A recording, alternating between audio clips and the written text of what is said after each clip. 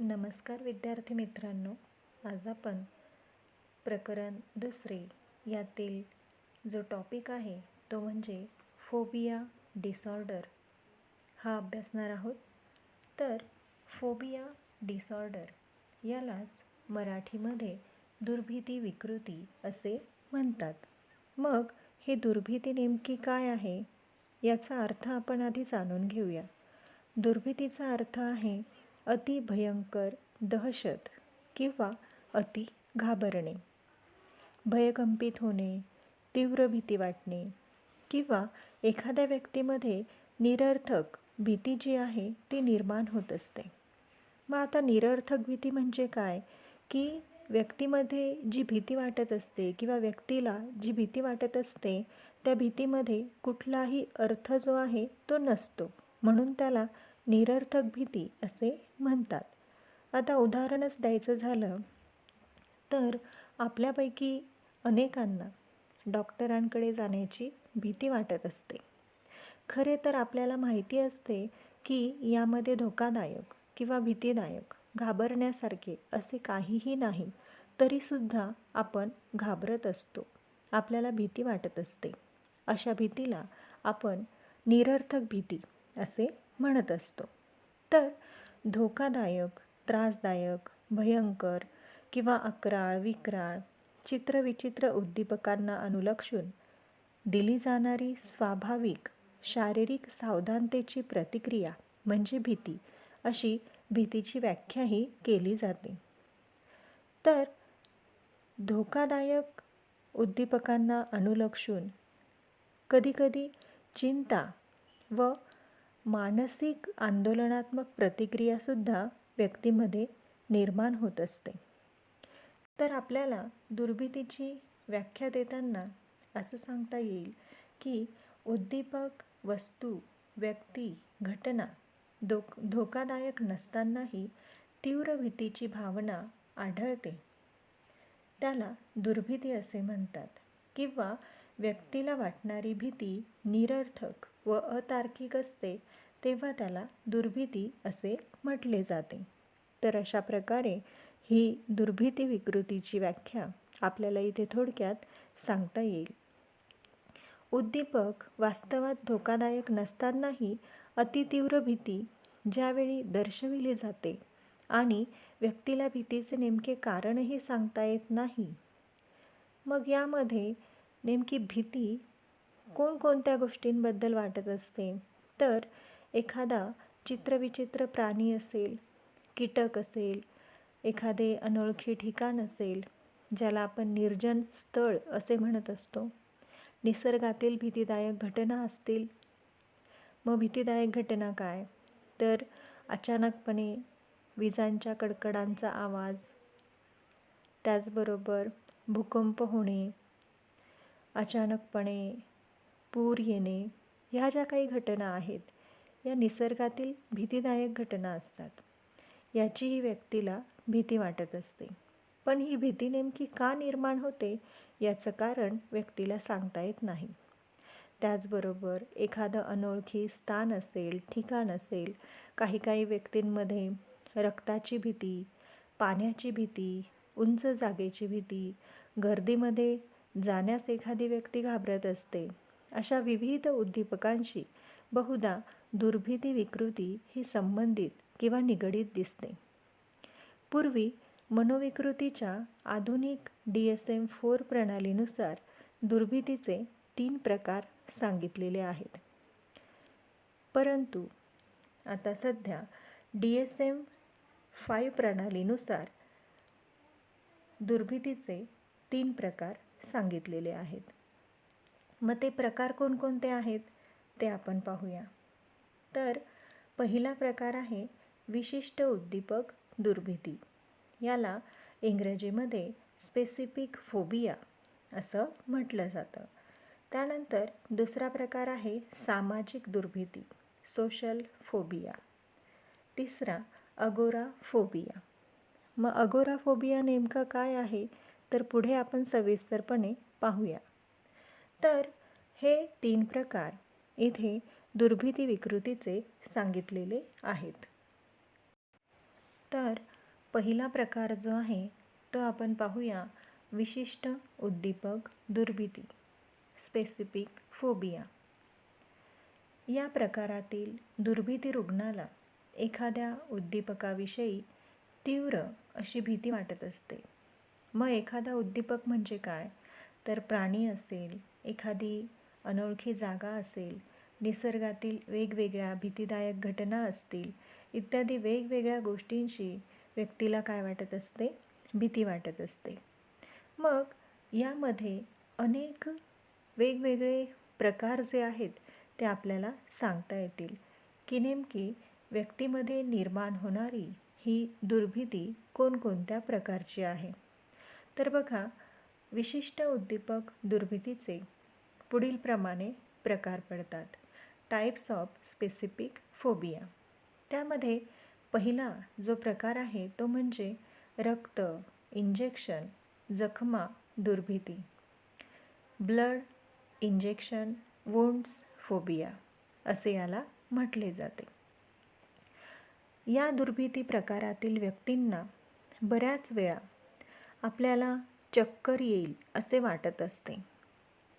मग चक्कर का येईल, तर रक्त बघितल्यानंतर किंवा स्वतःला इंजेक्शन घेताना, दुसऱ्या व्यक्तीला इंजेक्शन देत असताना पाहताना, एखाद्या व्यक्तीचा ॲक्सिडेंट झालेला असेल, अपघात झालेला असेल, तिला खूप मोठ्या प्रमाणात जखम झालेली असेल आणि त्यातून जर रक्त वाहत असेल तर याची ही भीती या व्यक्तींना वाटते आणि त्यामुळे त्यांना वाटते की आपल्याला चक्कर येईल. मग अशा प्रकारे या व्यक्ती स्वतःचे वर्णन करताना दिसून येतात. परंतु कधीकधी काही व्यक्तींच्या बाबतीत असे मात्र घडत नाही, कारण त्यांच्या हृदयाचे ठोके व रक्तदाब प्रत्यक्षात वाढत असतो. त्यामुळे या रक्त, इंजेक्शन, जखमा प्रकारातील दुर्भीतीचे रुग्ण व अन्य दुर्भीतीचे रुग्ण यांच्यामध्ये फरक आढळतो. यांची जैविक प्रतिक्रिया ही इतरांपेक्षा नेहमीच वेगळी असलेली दिसून येते. तर ही जी काही विकृती आहे ही आनुवंशिकरित्या संक्रमित होताना दिसते. म्हणजेच काय, जर एखाद्या व्यक्तीच्या आई किंवा वडिलांमध्ये ही दुर्भीतीची लक्षणं असतील तर तीच त्या मुलांमध्ये संक्रमित झालेली, आनुवंशिकरित्या संक्रमित झालेली आपल्याला दिसून येते. रक्त, जखमा, इंजेक्शन पाहून आनुवंशिकरित्या व्यक्तीमध्ये रक्तदाब कमी होण्याच्या प्रतिक्रियेची निर्मिती होते व व्यक्तीला चक्कर येत असते.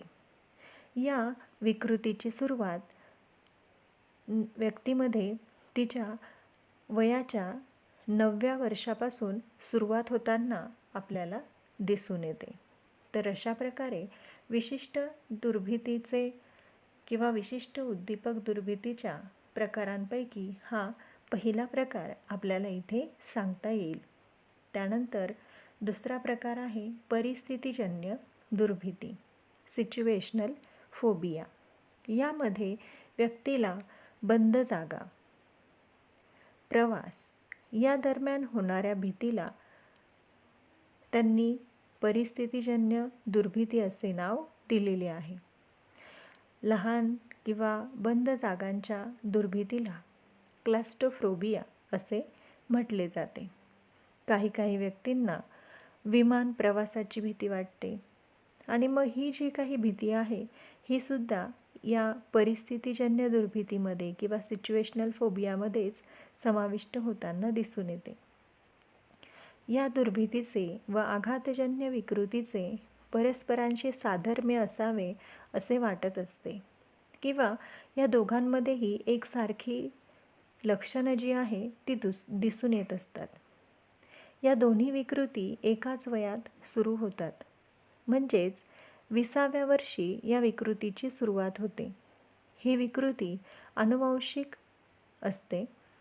पहिल्या पिढीत 30% व्यक्तींना हा विकार किंवा हा आजार संक्रमित होताना दिसून येतो, असे संशोधनातून दिसून आलेले आहे.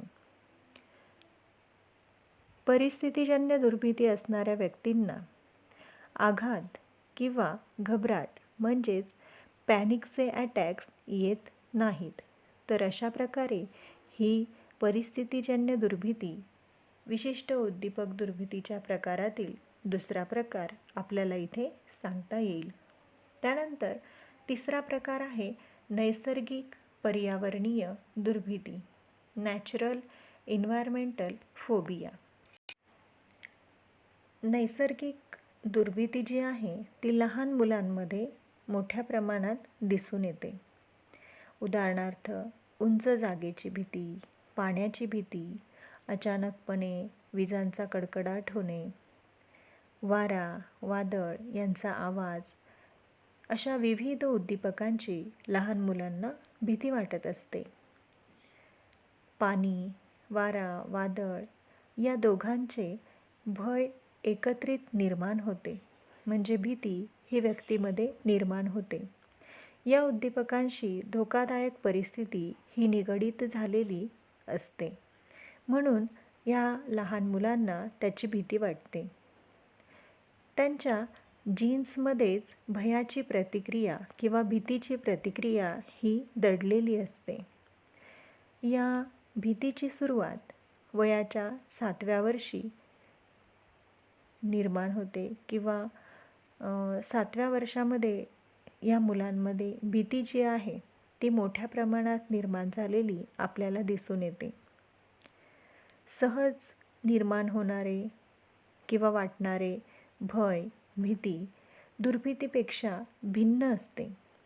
हे टाळण्यासाठी पाण्याचे भय असणाऱ्यांनी बोटीतील सहली किंवा बोटमध्ये ट्रिपला जाणे, तिथल्या फेऱ्या मारणे किंवा एखादा प्रवास जर असेल तर तो टाळावा असे त्यांना सांगितले जाते, ज्यामुळे ह्या लोकांना पाण्याची भीती वाटणार नाही.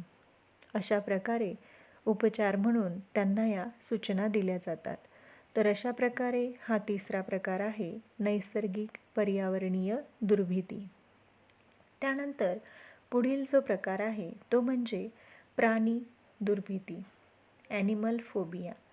यामध्ये किंवा या प्रकारामध्ये वेगवेगळे प्राणी, कीटक यांची तीव्र प्रमाणात भीती व्यक्तीमध्ये निर्माण झालेली दिसून येते. ही फार सर्वसामान्य भीती असते आणि ही अनेक लोकांमध्ये आपल्याला दिसून येते. मात्र या व्यक्तींच्या व्यवहारामध्ये व दैनंदिन कार्यामध्ये प्राण्यांचा उपद्रव जर झाला किंवा ज्या प्राण्याची यांना भीती वाटते ते प्राणी जर यांच्या समोर आले तर त्यांना अचानकपणे भीतीची भावना जी आहे ती निर्माण झालेली दिसून येते. त्याचबरोबर एखादे पुस्तक वाचत असताना, मासिक वाचत असताना त्यामध्ये जर एखाद्या चित्रविचित्र प्राण्याचं चित्र असेल, उदाहरणार्थ साप, उंदीर, पाल अशा वेगवेगळ्या प्राण्यांचं चित्र जर मध्ये मध्ये आलं तर त्यांना भीती वाटते आणि म्हणून या व्यक्ती ते मासिक, पुस्तक किंवा पेपर असेल तर ते वाचण्यावर त्यांचं लक्ष जे आहे ते केंद्रित करू शकत नाही. अनेक ठिकाणी हे लोक जाऊ शकत नाही. सामान्य भयापेक्षा या भयाचा किंवा या भीतीचा प्रकार फारच गंभीर असतो आणि या दुर्भीतीची सुरुवातही व्यक्तीमध्ये वयाच्या 7व्या वर्षी होताना दिसून येते. तर अशा प्रकारे प्राणी दुर्भीती किंवा ॲनिमल फोबिया आपल्याला सांगता येईल. त्यानंतर पुढचा जो प्रकार आहे तो म्हणजे अन्य दुर्भीती, त्याला ऑदर फोबिया असे म्हटले जाते. यामध्ये अवर्गीकृत अशा अनेक भीतींचा समावेश यामध्ये होतो व अनेक समस्याही यातून उत्पन्न होतात किंवा निर्माण होतात.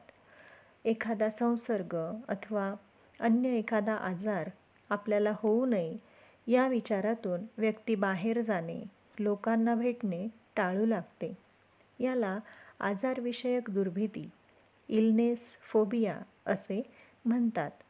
या लोकांना आपल्याला अशा प्रकारचा आजार आहे हे मान्य नसते, परंतु कोणत्याही मार्गाने आजार आपल्याला पकडेल असे त्यांना वाटते.